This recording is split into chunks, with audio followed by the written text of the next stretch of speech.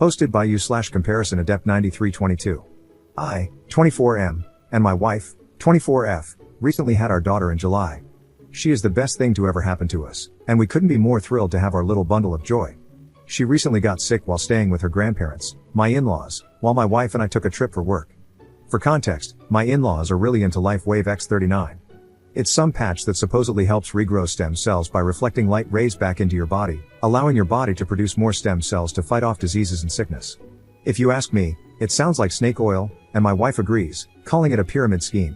The only way to get said patches is by spending well over $1,000, and then you're tasked with selling the patches yourself. I've tried researching X39, and the only comments I've seen praising the product are from brand new accounts never used before or after, or from profiles entirely dedicated to shilling for LifeWave X39. From my own research, they appear to be just overpriced stickers. They contain no medication, no special UV rays, or anything of the sort. They're literally just overpriced stickers with an air bubble. My wife and I have made it very clear that we wanted no part in X39, nor did we want our daughter to have it.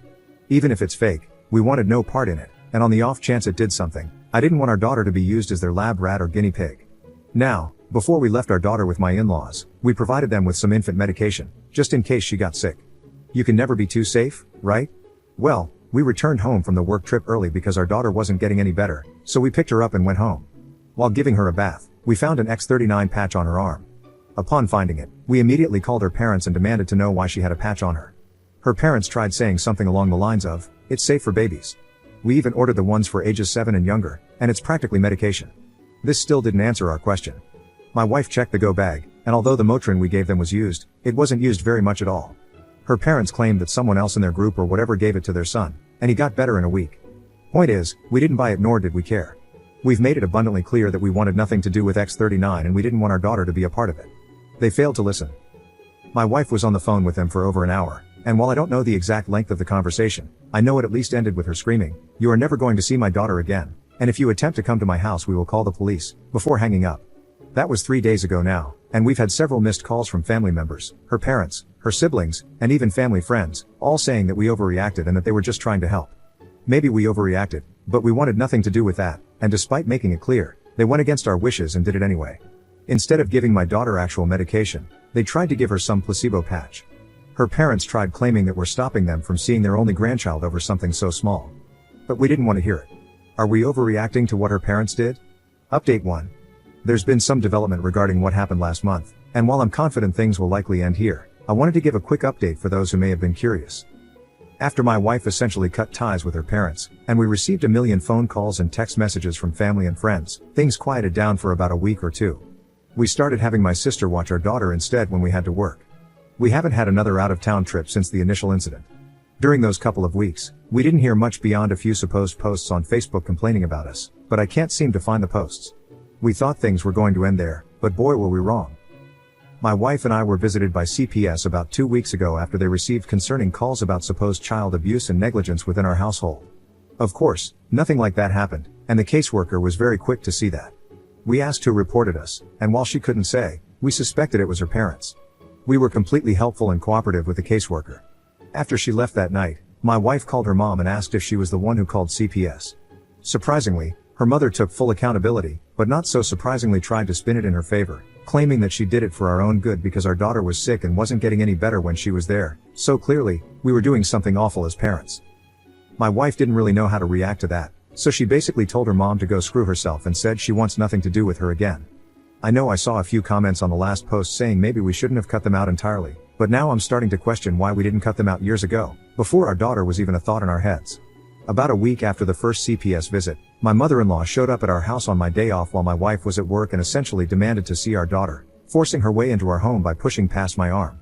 When I told her to get the hell out of my house and that she had no business barging in, she claimed I was unfit to be a parent because I was depriving my daughter of help she desperately needed since she was clearly a very sick child.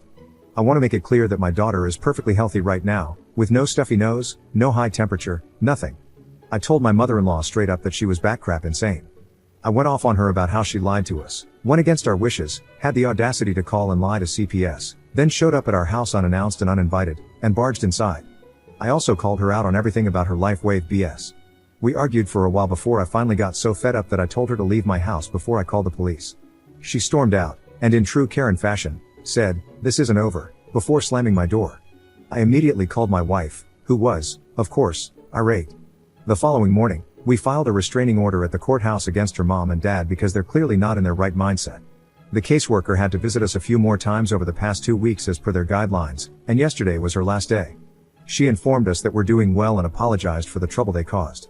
We kept her up to speed on the life wave situation, the unannounced visit, and the restraining order. Though she couldn't really take a side, she seemed apologetic. My wife and I are pretty livid. We've started looking at houses in another state to get as far away from my in-laws as possible. Our company has offices there, so it's entirely possible we could just be transferred. We're crossing our fingers that all goes well, the restraining order gets filed soon enough, and we'll get a place clear across the country so that this will hopefully be my last update. Update 2. Hello everyone, some new things have happened, so I'll just jump right in. After my in-laws called CPS on us 5 months ago for no discernible reason other than we forbade them from seeing our daughter, things mostly quieted down. Some of you suggested that we should do more than just get a restraining order, so we bought some security cameras and had them installed all around our property. Our neighbors, who are pretty good friends of ours, were in the loop for the most part, and anytime we had to go somewhere, not only did we have video cameras recording every time someone entered our driveway displayed directly on our phones, but our neighbors also kept us updated. My in-laws stopped coming around for the first few months after calling CPS on us, but just the month before last, as we were preparing to move, they somehow got word that we planned on moving out of state and attempted to block our driveway. Her dad tried blocking the front door. Not sure what their plan was there because we have a back door and an extra side door leading from the kitchen, but I digress. Her mom blocked the driveway, stopping our U-Haul or car from leaving the property and wouldn't budge, even after we told them we would call the police. They told us they'd move if we told them where we were moving, but my wife told them that wasn't happening and they had 10 minutes to leave or we'd be calling the police. My neighbor came over during the commotion, but my in-laws still wouldn't budge. My daughter was crying during all of this while my wife was trying to console her, and my neighbor and I were attempting to remove my father-in-law from the doorway, but he wouldn't move. Eventually, my wife called the police, and I'm guessing another neighbor called them as well because they responded within mere minutes. My in-laws kept screaming that we were taking their rightful grandchild away and that we'd all be damned to burn in hell for this, but honestly, that just made me laugh. The police kept asking them to leave, but they wouldn't. Eventually, they were arrested for refusing to leave, and the police were nice enough to call a tow truck so we could back out of the driveway. Lo and behold, as the police were handcuffing my in-laws, they both had on those X39 patches, and even the police questioned them about it. But whatever, what's done is done. We were finally able to leave and move on to new adventures. We've been settled in our new house for over a month, and we're enjoying it greatly. We haven't heard from her in-laws, and they have no idea where we are. We have them blocked, but we occasionally get messages from unknown numbers or Facebook accounts asking where we moved. There's no way they're that foolish to believe we'll actually tell them. Luckily, neither my previous state nor this one has any grandparents' rights, so we're in the clear there. Hopefully, this is my last update.